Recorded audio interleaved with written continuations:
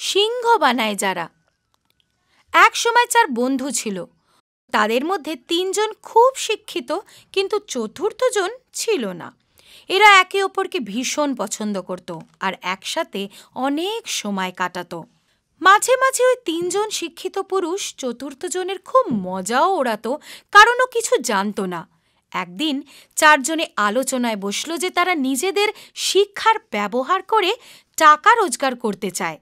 তাই 4 জনে কোনো ভ্রমণে যাওয়ার সিদ্ধান্ত নিল। তারা যখন সফরে ছিল, দেখলো একটি মৃত জন্তুর হাড় চতুর্দিকে ছড়িয়ে। ওরা ভাবল যে এটাই সঠিক সময় তাদের বুদ্ধিমত্তা কাজে লাগানোর। আমি জানি কি করে সব হাড় সাজিয়ে রাখতে হয়।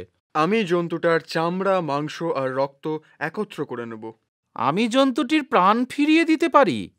ওই 3 জন মৃত জীবটার সমস্ত কিছু একত্র করতে জুটে গেল। ওই জন্তুটা একটা মরা সিংহ ছিল। চতুর্থ জন বলল, দয়া করে ওর প্রাণ ফিরিও না।